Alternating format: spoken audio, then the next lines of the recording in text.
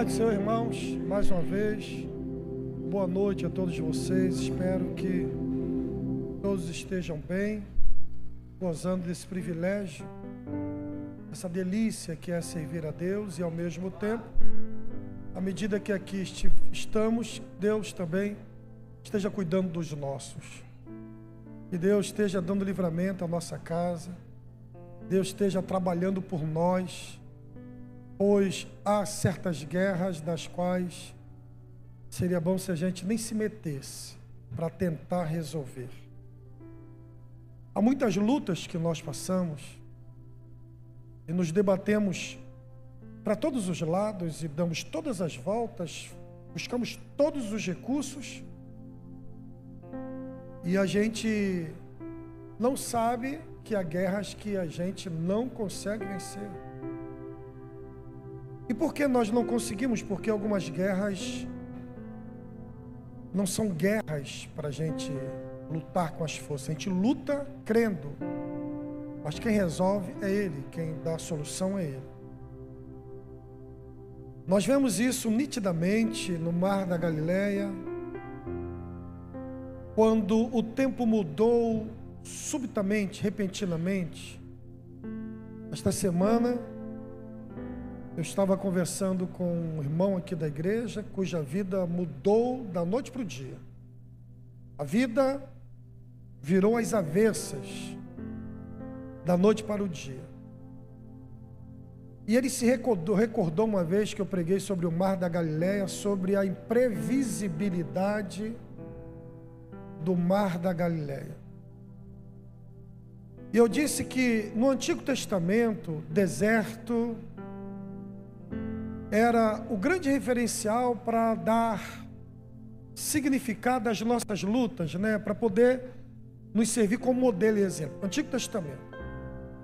O Novo Testamento, conquanto cite a tentação de Jesus, que nasceu sob a lei, trazendo-nos à memória que ainda há resquício do antigo concerto. Jesus foi tentado no deserto, passou uma provação terrível, mas o que mais surge no cenário bíblico em todos os evangelistas é o Mar da Galileia. É o mais citado lá naquele cinturão. Galileia, o termo é Galil, quer dizer cinturão. Aquelas cidades que faziam aquele círculo e que para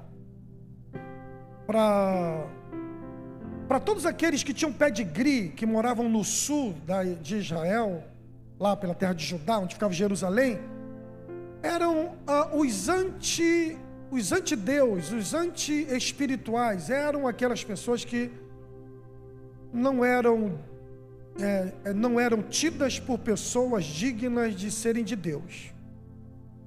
Aí surge esse cenário do Mar da Galileia. E o Mar da Galileia é um pouco diferente dos desertos que são apresentados no Antigo Testamento.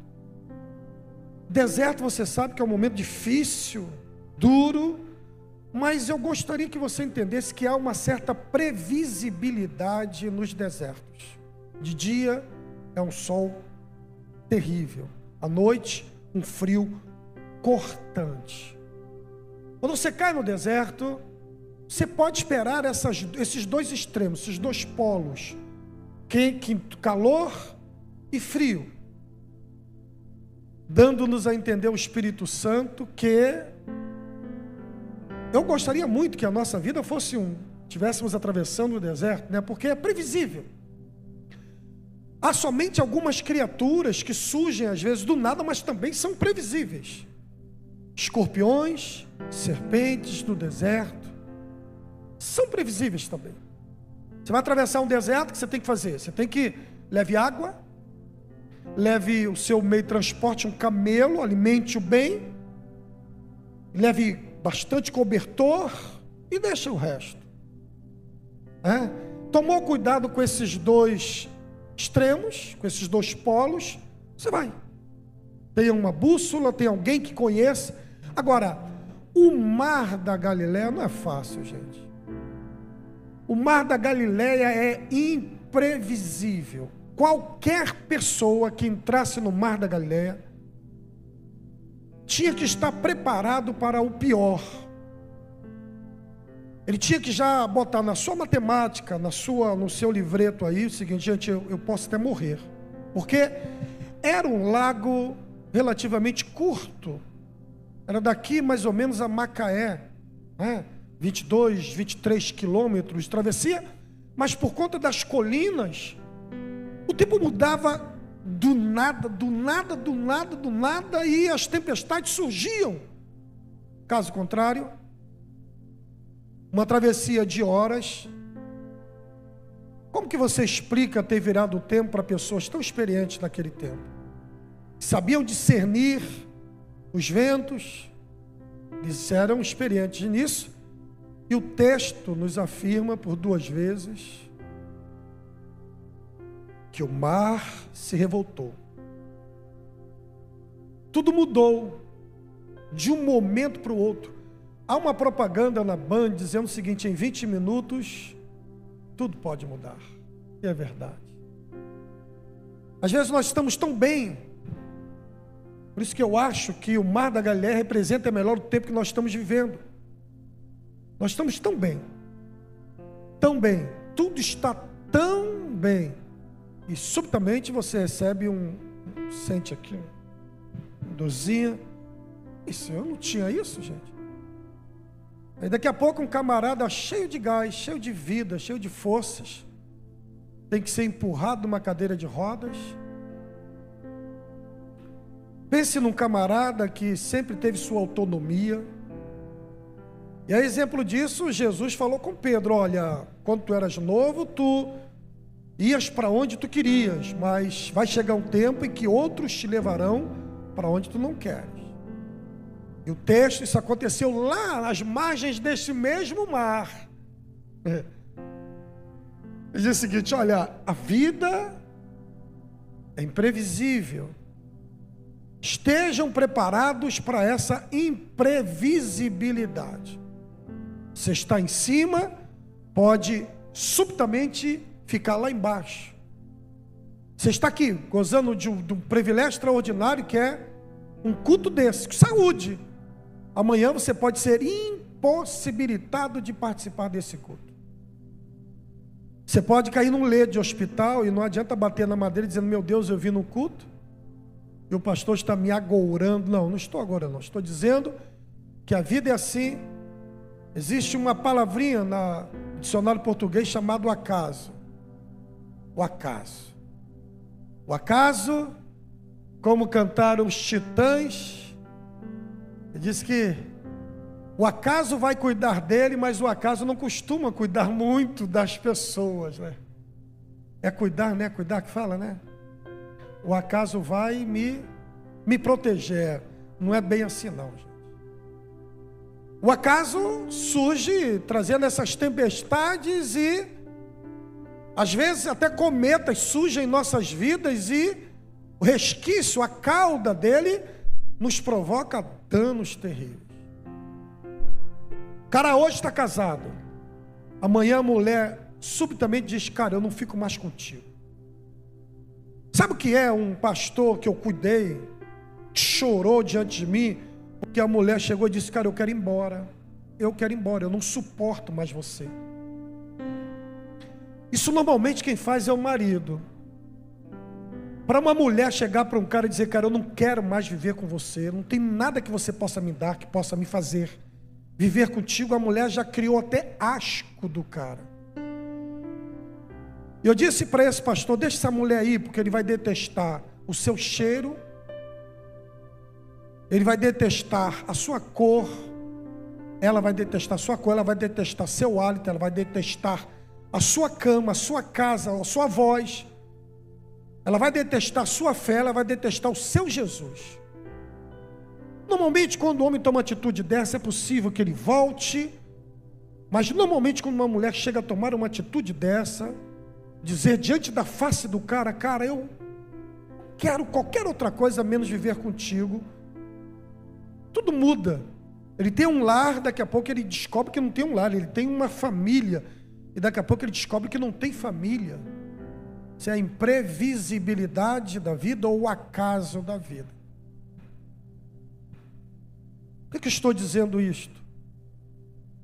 Eu estou dizendo isso para que você, enquanto crente, enquanto cristão, aprenda a viver dependente de Deus e a esperar o que a vida te propõe como momento para você encarar e viver.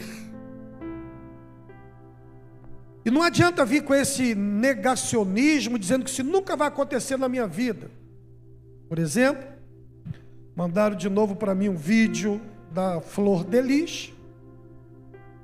Estava construindo um império político, um império religioso, que era a igreja, um império ministerial, um nome afamado, um nome aclamado em todos os gabinetes.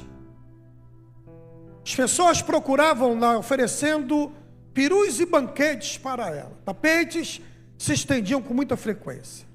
E aí, num desses cultos, uma dessas irmãs disse o seguinte: olha, a tua família vai sofrer um problema e você vai ver que tudo isso aqui vai acabar. Ela então pega o microfone, chama a menina de endemoniada, talvez não com todas essas letras, mas o que quer dizer era isso? E amarrou todos os demônios e possibilidades e disse: na minha família não, isso nunca vai acontecer, porque a minha família é de Deus. E aí todo mundo sabe, a tragédia alcançou, filhos estavam divididos, guerra, isto porque ninguém consegue ser pai e mãe integralmente para 50 filhos ao mesmo tempo. Ora, neste mesmo mar da Galileia, a Bíblia Sagrada diz que não somente nessas duas tempestades os barcos estavam na iminência de afundar, como também em outra ocasião. Gostaria que vocês guardassem muito bem isso. Tirando esses dois fatos da tempestade, Pedro, Tiago, João, que eram microempreendedores, nesse mesmo mar da Galileia viveram uma prosperidade extraordinária. Diz o texto sagrado que, passando a noite toda não tendo nada apanhado, Jesus ordena que eles lançassem a rede e os barcos lotaram de tanto peixe. Mas ali existe uma coisa que me leva à reflexão, até para quando tudo estiver bem na minha vida. Tudo está bem na sua vida? Está vivendo um tempo de prosperidade? Tome cuidado, porque aquele barco afundou, foi no momento de maior prosperidade. Afundou não, perdão. Estava afundando no momento de maior prosperidade. Os cardumes vieram, os currículos foram vistos, os contratos saíram, os clientes vieram, o negócio deu certo. E leia lá em casa, você vai ver, os barcos estavam indo a pique com tanta prosperidade. Tem gente que não consegue viver bem com a prosperidade, afunda com a prosperidade. E aí, o que você tem que fazer nessas tempestades da vida? Você precisa, nessas tempestades da vida, primeiro aceitar que a vida é imprevisível. A única coisa certa é que a vitória é nossa. A única coisa certa é que um dia veremos a face do Senhor, e eu tenho essa convicção inamovível dentro de mim, e ninguém tira, porque eu sou lavado e sou remido no sangue de Jesus, Filho de Deus. Convicção que eu tenho é que a qualquer momento eu verei a face dele. Agora, o resto, nem sempre, por ser filho de pastor, mulher de pastor, a gente está isento disso. Até na prosperidade é possível que a gente afunde, que a gente vá a pique. Estou dizendo tudo isso para que a gente leve uma vida autêntica. E a esta altura, quero com vocês ler um texto, mesmo assentados. Na segunda epístola do apóstolo Paulo, capítulo 3. A igreja de Corinto, 2 de Coríntios, capítulo 3.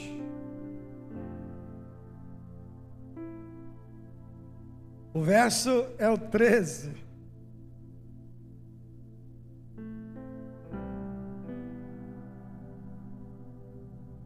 Aceite que a vida é assim, que as coisas mudam. Eu tenho certeza que alguns aqui, se não todos, já conheceram alguém que era muito rico e ficou pobre. Eu digo aí que Batista, Schumacher, atleta, preparação fora de série, todo o dinheiro do mundo, da noite para o dia a vida dele foi transformada. Aceite que a vida é assim, conquanto você deve viver hoje, crendo todos os dias que Deus pode, no meio dessa tempestade, dessa imprevisibilidade, trazer convicções e certezas para nós. Que Deus é poderoso para transformar qualquer situação e qualquer cenário. Você diz amém a isto? Viva acreditando que Deus pode tudo. A vida é imprevisível, mas Deus pode tudo. Ele pode do nada fazer absolutamente tudo. Ele pode agora abrir uma porta para você. Ele pode liberar uma palavra de cura e curar esse tumor maligno. Devemos viver entendendo que essas imprevisibilidades estão aí. Essas surpresas nos alcançam. O acaso, a qualquer momento, pode dar tchau para a gente, pode sinalizar: eu estou aqui. Estou aqui. Para que você não fique revoltado sendo crente, dizendo: meu Deus, por que logo comigo? E o outro conselho é isso aqui. Se por um lado eu devo viver entendendo que a vida é imprevisível, enquanto cristão e filho de Deus, temos que prestar atenção nesse texto, que é o texto da mensagem de hoje. Diz o seguinte: não somos como Moisés, que punha véu sobre a face, para que os filhos de Israel não atentassem na terminação do que se desvanecia. Gostaria muito que vocês prestassem atenção nesse texto aqui, que eu, enquanto pastor, gostaria que, se não todos, a grande maioria entendesse o significado disso aqui. Nenhum teólogo teria a coragem de falar isso de Moisés que o apóstolo Paulo falou. Preste atenção, é muito sério isso. Nenhum teólogo. E por que nenhum teólogo teria coragem de dizer isso? Porque isso não está explicitado com todas as letras, sobretudo por ocasião do capítulo 34 do livro do Êxodo, a partir do verso 29, quando acontece isso. Não está muito bem claro. Então não poderia ser qualquer teólogo a falar isto de Moisés. O que Paulo está dizendo aqui é que Moisés, num dado momento da vida, se tornou dissimulado. Vocês estão me entendendo aí? O teólogo Paulo, o maior de todos, teve coragem de dar um soco no estômago da estrutura religiosa da época, sobretudo na vaidade dos judeus, e disse: Moisés foi dissimulado. Moisés não foi autêntico. Ora, eu acho que se apresentarmos Moisés, dispensa comentário. O homem mais calmo da terra. O camarada que conseguiu atravessar os desertos, os piores da vida. O ícone da nação de Israel, grande e poderoso ícone. Botou todos os outros, em termos de lei, não há ninguém maior do que Moisés. O grande bibelô da nação, o grande ícone da nação, o herói da nação, aquele que o próprio Deus fez questão de sepultar. Deus não se deu trabalho com ninguém nesse sentido. Mas Moisés, ele fez questão de descer e sepultar. Foi o único homem por quem Satanás brigou para ter o corpo. Este corpo eu quero. O cara era tão desejado, era tão de Deus, que Deus e Satanás, um desejava sepultar, o outro queria o corpo. E Deus manda disputar com Satanás Judas, é que nos diz isso, na sua carta, na sua epístola de capítulo único, diz que o arcanjo Miguel contendeu contra Satanás: me dá o corpo, não vou dar, me dá o corpo, não vou dar, me dá o corpo, não vou dar. Você não vê isso com nenhum outro ser vivente na face da terra. E o próprio Deus então, Deuteronômio capítulo 34, lá no Monte Pisga, Monte Nebo, ele desce, põe os pés no chão e sepulta Moisés. Deus trata do sepultamento dele. Por um lado, um sepultamento solitário, né? Que quem ao morrer não gostaria. Nós somos tão vaidosos que a gente pensa na morte. Quem aqui ao morrer não gostaria de ter um cemitério lotado? Isso aqui também é um soco no estômago de muitos de nós que somos pastores, né? Moisés teve um enterro solitário, mas com a presença do Deus eterno. Quem ousava falar dele? Os que falaram na época, alguns desceram vivos para a sepultura, outros ficaram leprosos. Deus disse com ele: eu falo face a face. Quem teria coragem de dizer que ele não era aquilo tudo? Eu vos apresento alguém, o apóstolo Paulo. O apóstolo Paulo disse que Moisés foi dissimulado num certo ponto, num certo momento. O que esse texto está dizendo, e aí você entende perfeitamente que a mensagem não é para Moisés e é para nós. O que esse texto está dizendo é que gente boa pode sim, num dado momento da vida, se tornar dissimulado. Gente boa pode maquiar, gente boa pode camuflar coisas.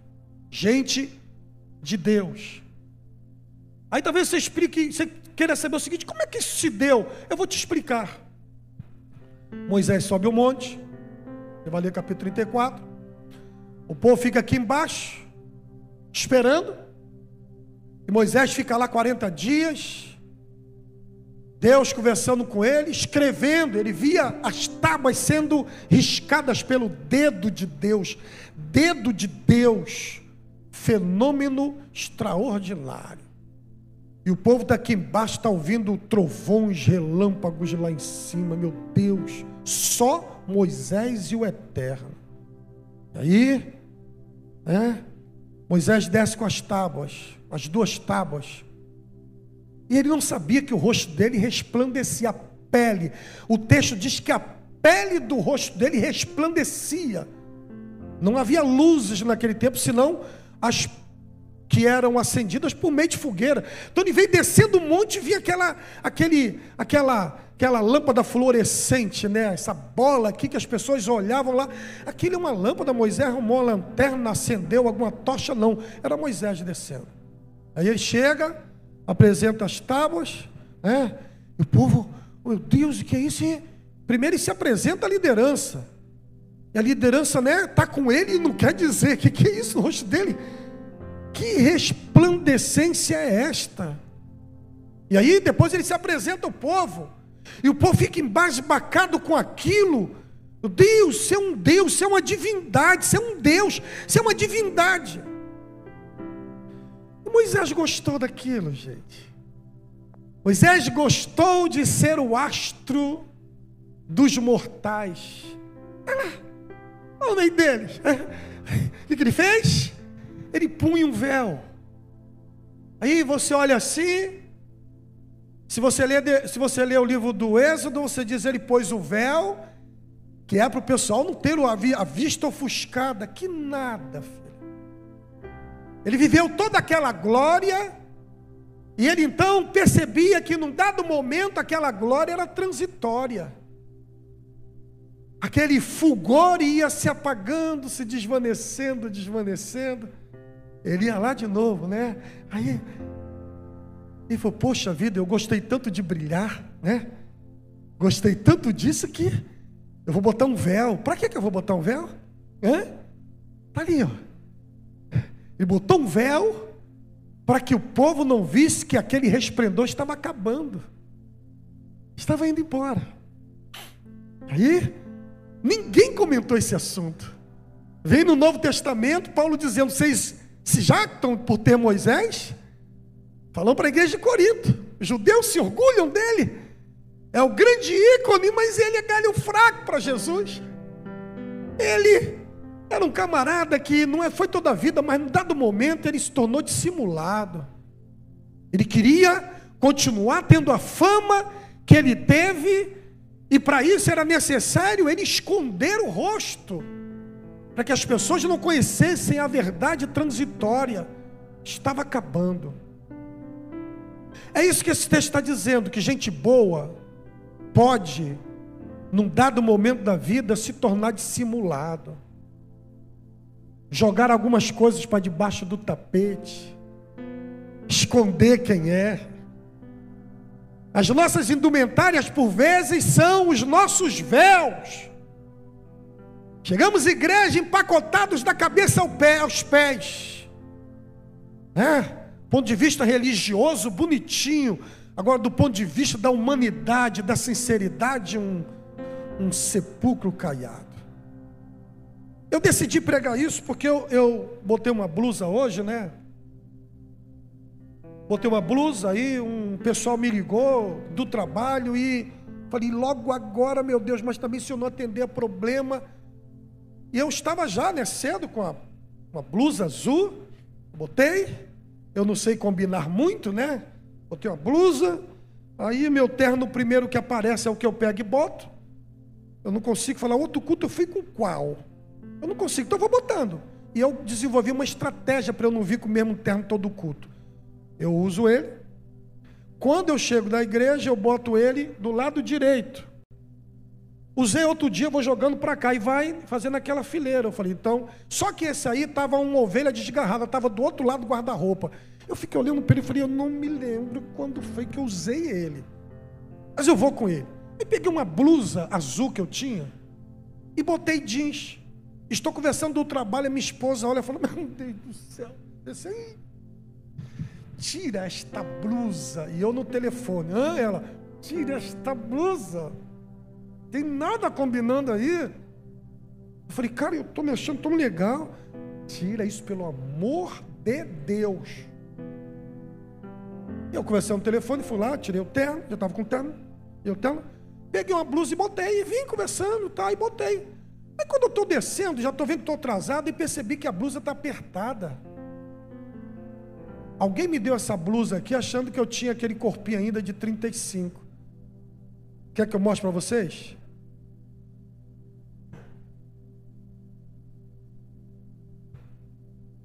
Aí eu botei, quando eu cheguei, eu falei, caramba, o botão não quer fechar, os últimos. E se eu for com essa camisa, vão me crucificar. Aí eu falei, meu Deus, o que uma camisa pode significar para muitos de nós, Se ela está folgadinha, eu sou de Deus. Se está apertada, eu sou do mundo. Isso é véu que, por vezes, nós colocamos.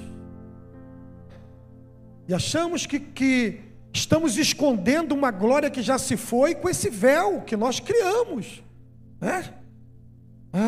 O cabelo tem que ser grande, Se não for aqui, não é de Deus. E a gente, então, deixa o cabelo crescer. O sapato tem que ser assim. Você já viu esses pregadores aí? Eu queria entender de onde vem essa cultura. Aquele sapato espelhado demais. Tem uns que são pretos e brancos, já viu? E tem hora que eu fico dali, às vezes convido uns para pregar, fico ali, de onde que vem essa cultura, meu Deus? Eu particularmente acho tão feio aquilo, Mas às vezes é o que é aceitável, é o que é palatável. Isso é véu. E às vezes nós nos preocupamos tanto com o nosso exterior. Eu não estou dizendo que não seja importante. E nos esquecemos de olhar para dentro de nós e ver que está sujo o interior. Em outras palavras, repito, Paulo denunciou que homens de Deus podem, num certo momento da vida, se tornar dissimulado, disfarçar, direitinho, para todo mundo eu sou perfeitinho. E aí, fico pensando, meu Deus, uma pessoa disse: sabe por que eu estou nessa igreja, pastor? Porque o senhor é o que o senhor é. Fico vendo o senhor falar das suas fraquezas, sabe, das suas ambiguidades, das suas ambivalências, dessa natureza ambígua que me habita, desses lobos, esses ursos, que de vez em quando eles botam a cara para fora aqui dentro, e o senhor fala da fraqueza. E eu disse: eu me sinto mais gente assim, filho. Aí dá pena daqueles pastores que dizem: eu sou um modelo de marido, né? Sou um modelo de pastor, né? Louvado seja eu, bendito seja eu. E à medida que eles falam isso, eu olho aqui e digo: meu Deus, muito obrigado. Porque todas as vezes que eu tento botar um véu desse, Deus arranca, puxa, e diz: eu não te quero com véu. E esse é o tema da mensagem. Na presença de Deus com a cara descoberta, compreendendo que nós somos um flagrante na presença de Deus. Hebreus 4, 12 diz o seguinte: porque a palavra de Deus é viva e eficaz, e mais penetrante do que qualquer espada de 2 fios, penetra até a divisão da alma, do espírito, juntas e medulas, e é apta para discernir os intentos e pensamentos do coração. E não há criatura alguma encoberta diante dele, antes todas as coisas estão nuas e patentes diante daquele com quem temos que tratar. Nós somos um flagrante na presença de Deus. E aí, pobre daquele que diz: eu sou este modelo, eu sou este exemplo. Eu não vou me trair, que eu sei que se Moisés entrou nesse caminho, o tempo passaram-se 2000 anos até que um dia a máscara caiu. Diga para quem está ao teu lado aí: a máscara cai um dia. Tipo uma irmã santa, mas meti o pau em todo mundo. Aí um belo dia ela pegou o WhatsApp, mandou uma foto sensual, achando que era para o camarada com quem ela estava trocando os bicuritinhos lá, e caiu onde? No grupo da família. E agora que ela não sabia excluir para todo mundo, ficou doidinha. Aí tem que mandar um áudio: gente, me desculpe, isso aí foi porque nada. É Deus dizendo: tira o véu, eu não te quero com véu. Moisés, Deus deixou, mas dou graças a Deus que conosco Deus nos ama tanto que não vai deixar. E aí a gente põe o pé no chão: tem misericórdia de mim, Senhor, porque tu sabes quem eu sou. Sou isso aí que o Senhor está vendo. Esse texto não somente diz que gente boa de Deus pode se tornar dissimulada, mas esse texto também suscita uma outra pergunta: por que Moisés cobriu o rosto? Porque Moisés não queria que as pessoas vissem ele fora daquele pedestal que elas colocaram e ele gostou. Gente, cá para nós, hein, Sandra? Assim não é igreja, né? Tá assim. Aí vem o grande pregador Aldemir Correia, passando por esse coisa. Aí, pessoal, eu fico lembrando do Tintones, né? Na verdade, aquilo, Tintones do Chicanísio, né? Glória Tintones, né? Cara, sente o Tintones da vida, a congregação ovacionando ele. Isso aconteceu, sabe quem? Com Jim Baker.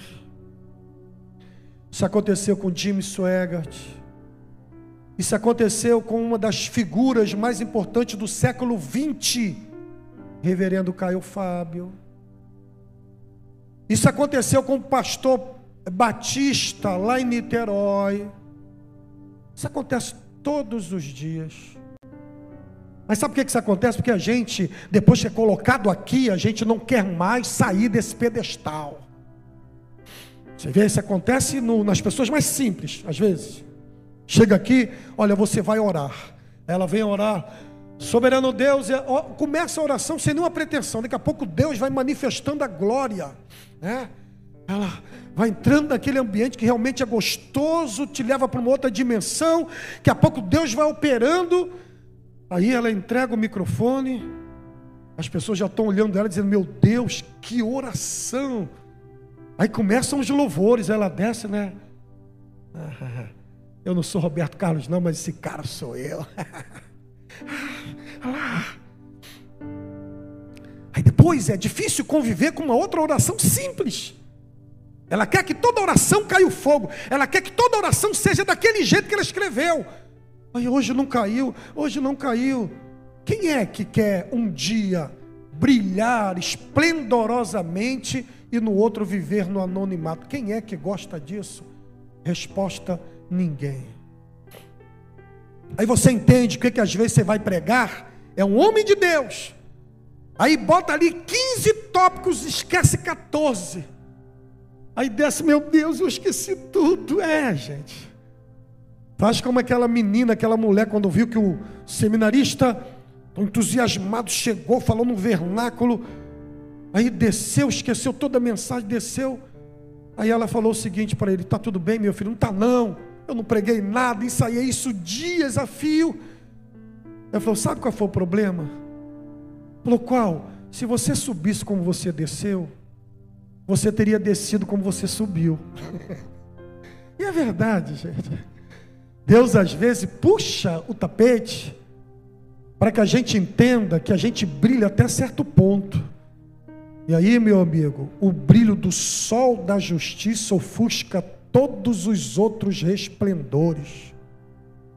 Diante de Jesus, nós somos dependentes da luz dele. Eu sei que você talvez esteja passando por isso e não esteja suportando, porque você queria estar ofuscando os outros, as vistas dos outros com o seu brilho, mas às vezes é Deus permitindo que você desça para poder subir, você caia para poder ser levantado, você chega ao fundo do poço para que você venha para a superfície, para que você não tenha outra alternativa senão olhar para cima. Vai lá, Nabucodonosor: eis aí a grande Babilônia que eu construí para a magnificência do meu poder. Virou jumento durante 7 anos. Jumento, está escrito na Bíblia Sagrada. Ele cobriu o véu porque o homem normalmente não consegue, depois de ter brilhado, não consegue mais ficar sem um brilho. E aí tu entendes por que Elias, Deus mandou para o Ribeiro do Querite e não mandou para um palácio. Deus mandou para a viúva de Sarepta, porque aparentemente é uma contradição. Como é que uma viúva que não tem comida em casa, além de ser viúva, ainda vai te sustentar? Vai viver da ajuda da viúva. Porque o que tu falaste foi muito grande. 3 anos e meio. E ele diz o seguinte: segundo a minha palavra, não vai chover, não vai cair orvalho. Gente, não chover dá até para entender. Agora, toda noite tem que ter orvalho. Ele disse: não vai ter orvalho. Vão sumir as coisas ordinárias e vão sumir as coisas extraordinárias. Isso é coisa muito séria.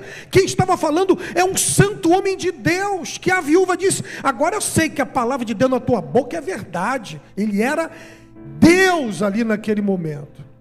Senhor, mostra para esse povo que eu, conforme tua palavra, fiz cair fogo do céu. E agora está orando, Deus não está mais escutando. Vai para a caverna mesmo. Vai parar debaixo de um zimbro. Para entender que Deus não tem somente um meio para operar. Acho engraçado que a porta da caverna, relâmpagos, trovões, fogo, pedra rachando no meio, e o texto diz que Deus não estava em nada disso. Não estava nas visualizações no YouTube, não estava nos likes, não estava na rede social, não estava nos pícaros, estava ali na porta da caverna, no lugar simples, singelo, até simplório. Ali, eu sou Deus, que não há outra luz que me ofusque, eu sou a própria luz. Aceite as fases e as etapas que Deus te propõe na vida. Se Deus te botou para brilhar, glória a Deus. Mas se Deus te botou para viver no anonimato, glórias a Deus. Se um dia tu pregares for aquilo tudo, glória a Deus. Mas se um dia tu pregares não for aquilo tudo, aleluia.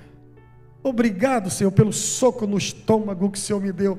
Mas não deixa eu virar um dissimulado, não. Eu sei que eu sou, Senhor.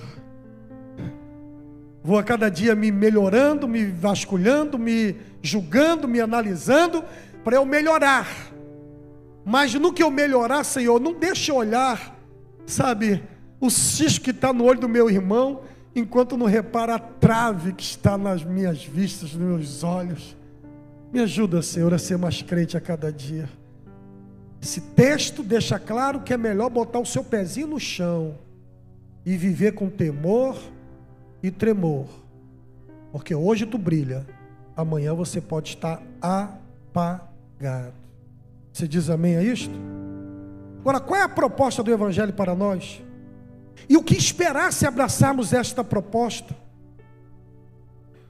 Versos, pula mais um versículo, deixa eu ver, acho que é o 16, deixa eu ver.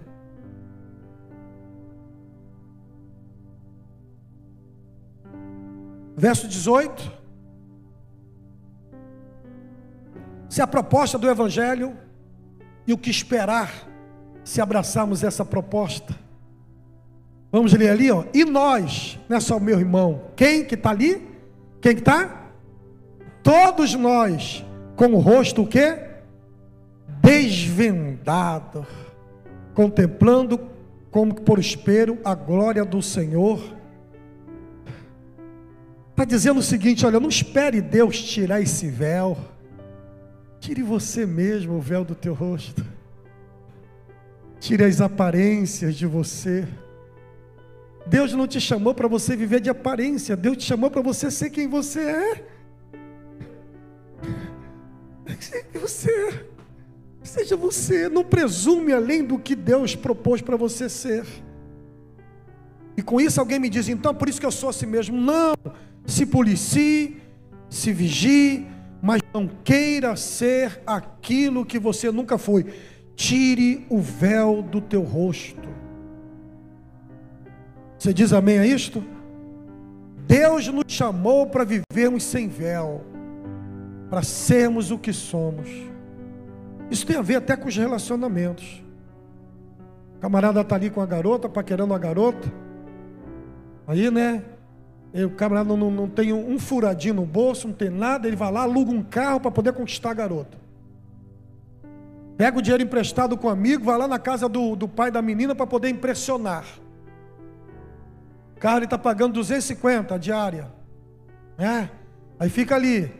Aí o pai dá consentimento, pensando que ele tem condição de sustentar a menina. Daqui a pouco descobre que ele é um Durango Kid. Eu até entendo você não ser crente fazer isso, porque quando eu comecei a namorar com a Cláudia, ela disse que o pai dela era comerciante, e realmente era comerciante. Eu cheguei para ela e falei, você quer namorar comigo? Ela falou, quero, senão eu morro. Eu falei, tá, mas o que você tem de dote? Ela, meu pai tem 4 padarias. Eu falei, opa, pelo menos uma vai ser minha, né? Tá bom, vamos namorar. Aí estou namorando com ela, tá, um belo dia eu estou vendo a mãe dela vindo do trabalho. Ah, mãe, como é que foi a faxina? Eu falei, mas você tem... E Cláudia, como é que é? Não, meu pai, quando eu falei que tinha, já estava no passado já. Você não entendeu o tempo. O verbo estava no passado. Agora é isso aqui que sobrou, faxineiro. Eu falei, estou aqui dentro, me envisgou. No início era suco de mamão com laranja que me dava. Depois que eu descobri a realidade, meu irmão, não dava mais nada. Eu tinha que levar todo dia. Eu até entendo. Mas sendo cristão, eu sou isso aqui, gente. Não vou querer comprar um carro para mostrar que eu sou o que eu não sou. Eu sou isso aqui. Meu véu não está na minha cara. Eu sou isso aqui. Estive pregando numa igreja lá no Rio de Janeiro esses dias. Foi um grupo lá, sabe, de pastores me vê, que toda vez que eu vou pregar lá, eles se reúnem lá e me fazem surpresa, né? Porque aí vai pregar, e vem gente até de Mesquita, vem pregar, vem lá do Recreio, e aí eu estou lá, na hora de pregar, vejo um, vejo outro, abraço, como é que você está? Está aqui, a gente veio ver o senhor pregar, a gente quer que o senhor pregue aquela mensagem que o senhor pregava, né? Tá bom, tem uma mensagem sim, pô, melhor do que aquela, achando que eu vou entrar nisso, sabe, de estar forçando, de estar ferindo rocha para isso. E hoje em dia vocês perceberam que eu prefiro é conversar sobre o evangelho que está dentro de mim. Aí cheguei lá, falei, olha, sem gritaria, sem nada, abre a sua Bíblia no livro tal, daqui a pouco um chorando, outro chorando, sem nenhum grito, outro chorando. Falei, meu Deus, ai. Acabou o culto, pastor, eu te vejo sempre no YouTube. Cá para nós, pastor, estou anotando várias mensagens do Senhor que eu estou pregando na nossa igreja. Estou pregando na nossa igreja. Aí falou, lembra aquela? Eu falei, rapaz, já tem tempo, tu lembra? Lembro. Estou anotando tudo, pastor. Seria bom se não tivesse no YouTube, que o senhor pregasse, mandar só para mim, que eu ia abafar lá na minha igreja, que ele é pastor na igreja dele. O senhor pega, eu vejo o senhor na quinta-feira, replico lá no domingo. Estava lá em, como é que é? Paraíba, lá na Paraíba, né? E lá, uma igreja enorme. Aí o irmão levou, me apresentou o bispo. Ah, isso aí é aquele que prega aquela pregação? Irmão, aquela tua pregação, já fiz 4 dela. É necessário sobreviver, né? Não foi de José, né? 4. De vez em quando eu vou lá dar uma olhadinha. Falei, que legal. O pastor Demir, seria tão bom se eu voltasse para cá. Eu falei, Deus me livre voltar para Niló. Deus me livre, deixa eu ficar lá. Eu não vou fazer show para ninguém. Quero continuar a minha vida e meu ministério com a cara, o quê? Descoberta. Isso é a proposta do evangelho. Todos nós, não é um, não é o pastor, não são 2. Todos nós, com o rosto o quê? Desvendado ou descoberto, contemplando como por espelho a glória do Senhor. Aí vem a promessa de Deus. Você vai tirar o véu do seu rosto hoje? Vai tirar? Vai tirar? Aí vem a promessa de Deus. O que vem em recompensa? Somos transformados de glória em glória na sua própria imagem. Se desvendarmos o rosto, a cada dia nós nos pareceremos mais com Jesus. Nós seremos a xerox autenticada dele, quando a gente descobre o rosto, né, Raquel, e diz, eu sou isso aqui. Sou isso aqui, eu sou isso aqui. Aí o Senhor promete como recompensa, nos transformar de glória em glória. E eu abro um parênteses aqui para você entender o que viria a ser de glória em glória. Você está pensando que de glória em glória é de momento de êxtase em momento de êxtase? Não, é de tribulações, Deus vai te aperfeiçoando. Isso é uma glória. Uma tribulação, um vento, uma tempestade, um susto santo. A gente é transformado quando esses sustos vêm. Se não, veja no livro, por exemplo, de Belsazar, quando estava lá, aqueles dedos de mão, estava todo mundo bêbado, os dedos de mão começaram a escrever, diz o texto sagrado, que ele tomou um susto, ficou bom, ficou bom. O livro dos Salmos diz que a voz de Deus faz parir as cervas. Sabe o que é isso? A voz de Deus faz com que projetos em nós surjam, nasçam. Agora, como é que a voz de Deus vem? Por vezes por meio de susto. Como veio para o Josafá, olha, vai perder tudo, vai acabar tudo. Meu Deus, é Deus falando. Eu espero que Ele continue falando contigo hoje. Tire o véu da cara e seja só e unicamente servo de Deus. E você quer que te dê um conselho? Até as estrelas, que são chamadas de estrelas, na presença de Jesus, tira o véu, deixa de brilhar. Vocês se lembram, os magos do Oriente? Vocês sabem quantos anos aquela estrela estava brilhando? Vocês sabem? Cerca de 2 anos aquela estrela brilhando, eles saindo lá do Irã, indo em destino a Jerusalém. 2 anos. Onde é nascido aquele que é rei dos judeus, pois vimos a sua estrela brilhar no oriente e viemos adorá-lo. Ele está seguindo a estrela. Está seguindo a estrela. Quero que você leia isso em casa. Preguei isso aqui uma vez quando estava aqui o presidente da Câmara aqui da cidade, não sei, mais uma leva de políticos aqui. Eu falei, gente, que na presença dele até a estrela perde o brilho.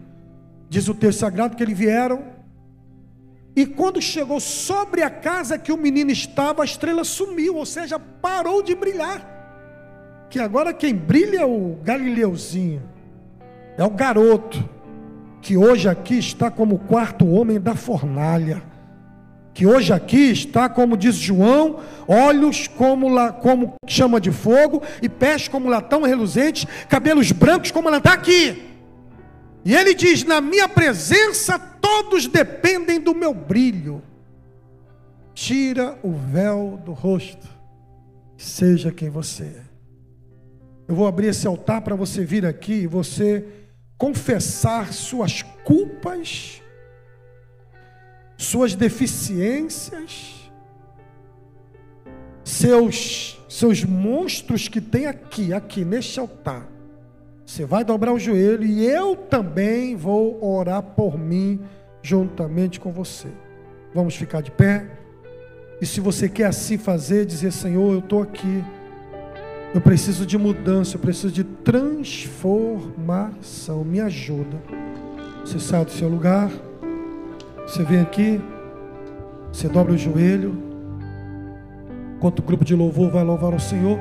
Eu fiquei tão feliz, Kézia, com esse louvor, porque ontem eu botei assim, olha, eu vou cantar isso aqui, eu vou cantar esse hino aqui na igreja ontem, amanhã eu vou cantar isso aqui.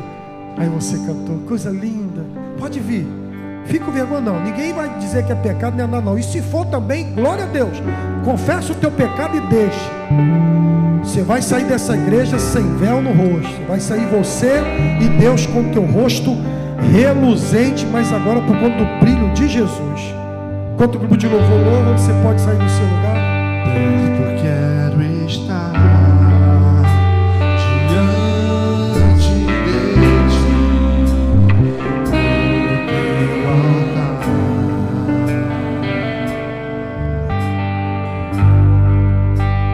pronto pra sentir e receber o teu poder.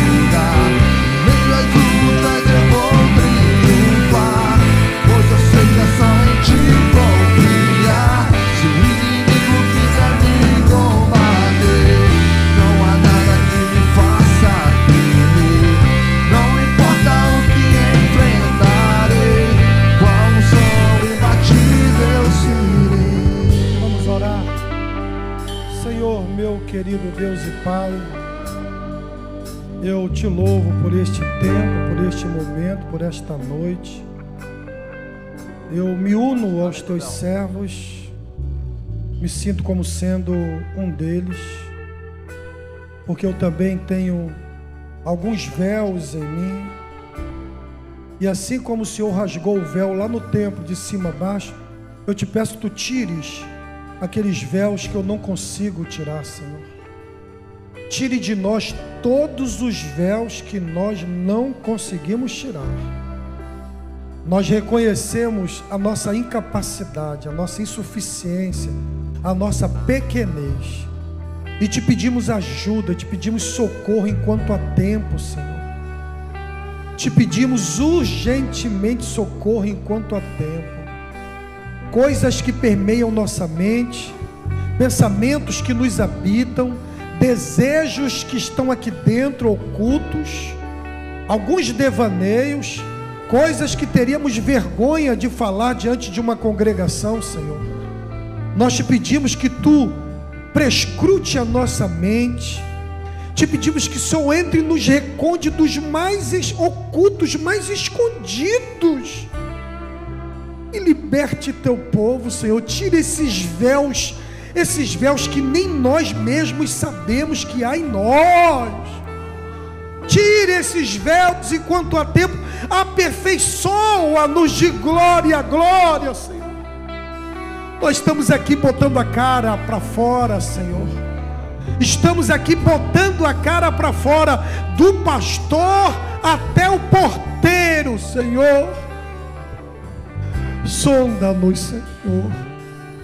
Sonda-nos, Senhor, e conhece todo o meu pensamento. Vê se há em nós algum caminho mau, Senhor. Tira os maus pensamentos de nós, os péssimos desejos, tudo aquilo que não te honra, tudo aquilo que não te dá glória, tudo aquilo que não te dá graças, tudo aquilo que não te dá louvor. Parece ser uma oração de principiante, mas é isso mesmo, Senhor. Muda os nossos pensamentos, muda o que permeia a nossa mente, traz coisa boa para o nosso pensamento, ajuda-nos a pensar e a desejar coisa boa, Senhor. Oh Jesus, se Moisés viveu por um tempo dissimulado, imagina o que nós não somos capazes de fazer, Senhor. Por isso teus servos com humildade, quebrantados, estão orando aqui, pedindo a tua intervenção, Senhor. Intervenha e realize milagre em nossa vida e transforma-nos de glória em glória, Senhor. É de dia em dia, de tribulação em tribulação, de vitória em vitória, nós vamos cada dia mais nos parecendo contigo. Queremos ser autênticos na tua presença. Nós oramos e abençoamos todos os teus servos que reconhecem que precisam de uma intervenção tua, em nome de Jesus. Você diz amém? Você diz amém?